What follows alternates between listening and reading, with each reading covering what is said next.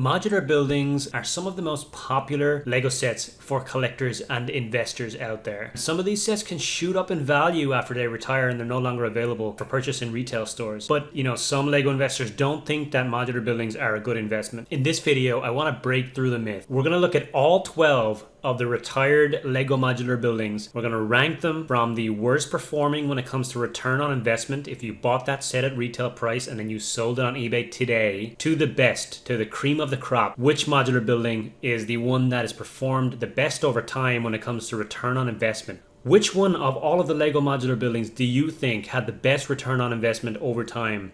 Let us know in the comments below and let's see if you were right.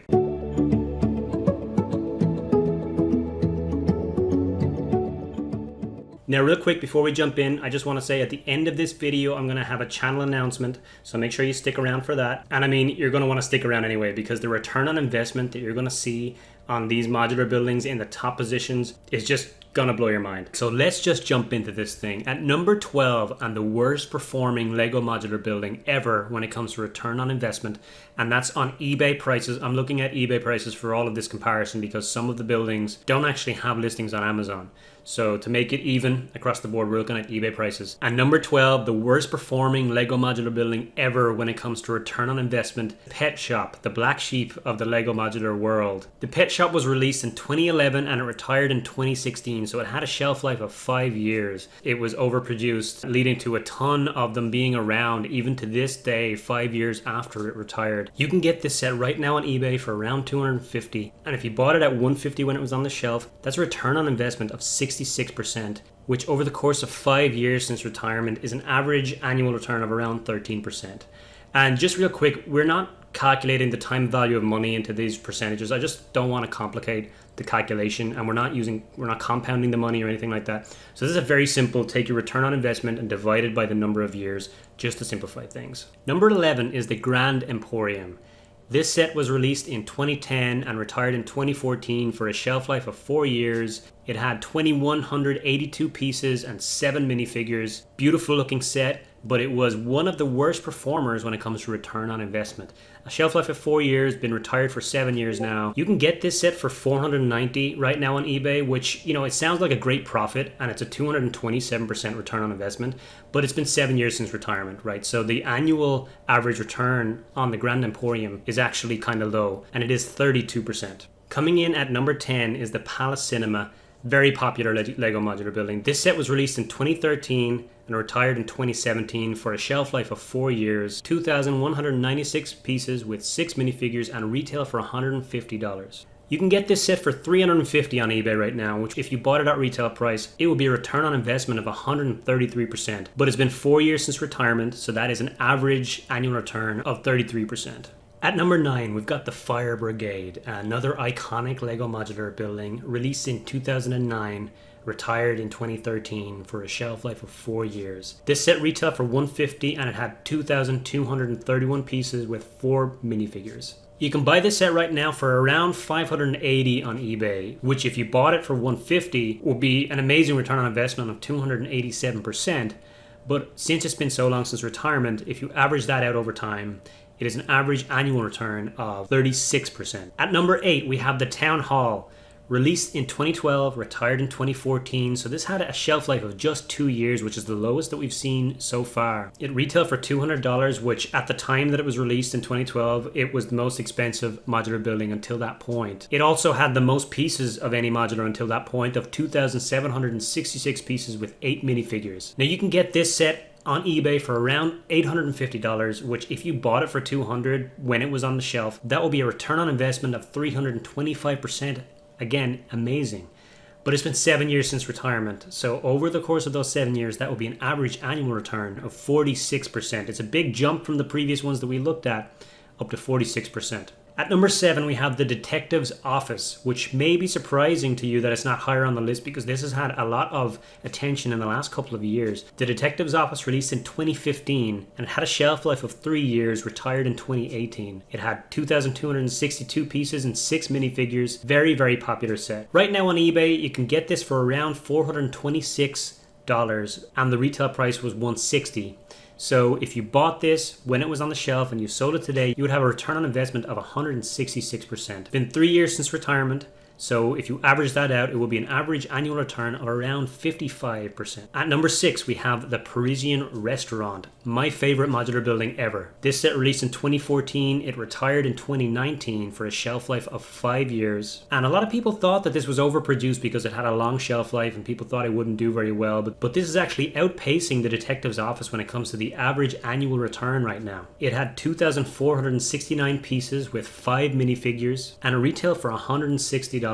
Right now you can pick it up on eBay for around $340 for a return on investment of 113% if you sold that today. Which again, compared to the detective's office, it's a lower return on investment, but it's been less time since retirement. So the Parisian Restaurant's only been retired for 2 years and you're already getting that kind of return on investment. That's an average annual return of 56%, just a little bit more than the detective's office. Okay, we're into the top 5 now. So number 5 is the Green Grocer. This is an infamous set amongst the Lego investing world. This was one of the first modular buildings to really shoot up in value very, very quickly. And it caused a lot of eyebrows to be raised back in the day when this set first retired. The set was released in 2008. It retired in 2010, so it had a short shelf life of just 2 years. It had 2,352 pieces and 4 minifigures. This was the third modular building to ever be released after the Cafe Corner and Market Street, but it was much more detailed than those two sets, so it really kind of upped the game when it comes to the modular lineup. And this is where it gets a little bit crazy. If you want to buy this on eBay right now, you're going to have to fork up around $1,465, and since it retailed for $150, that would be a return on investment if you were to sell that set right now of 877%, which is just an incredible return on investment. But it's been 11 years since the retirement of this set. If you average that out over time, it's an average annual return of 80%. Number 4, this is the Brick Bank. This is another very popular set, and in recent years we've seen this thing shoot up through the roof when it comes to the price. Released in 2016, retired in 2018, so it only had 2 years on the shelf, and it retailed for $170. This set had 2,380 pieces with 5 minifigures. And if you wanted to buy it on eBay right now, you're going to have to pay $595, which from a retail price of $170 would be a return on investment if you were to sell that set right now of 250%.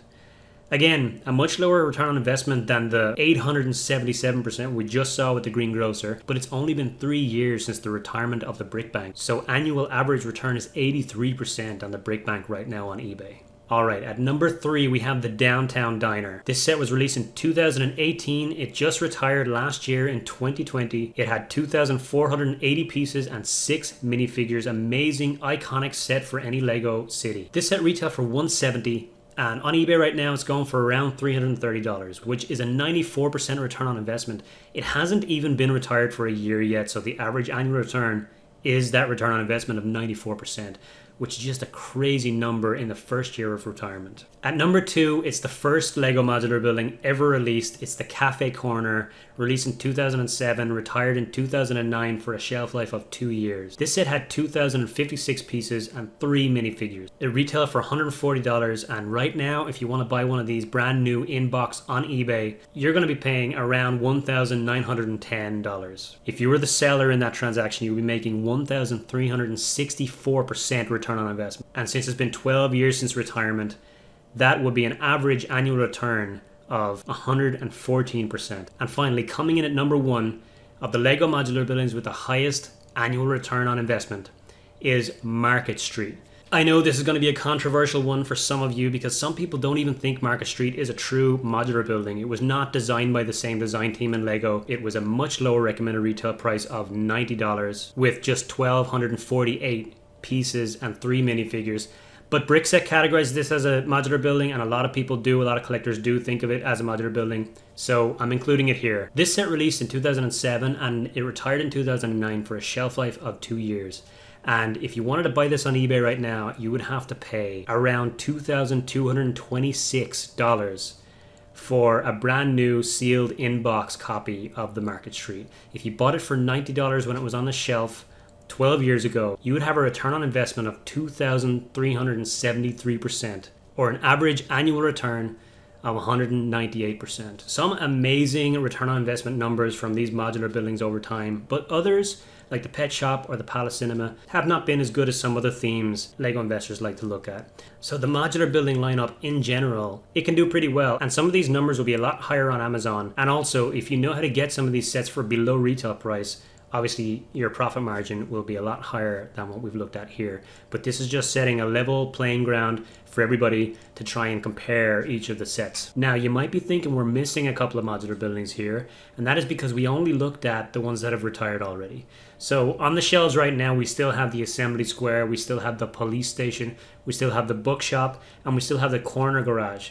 And they're not included in this list. After they retire, we can start to analyze how they perform in terms of return on investment. So what do you think? Was this surprising? Did you expect what we saw here when we looked at the numbers? Let us know in the comments. And if you found this useful, please hit that like button. It really does help out the channel. So I have an update on the future of the BrickBucks channel that I want to share with everyone.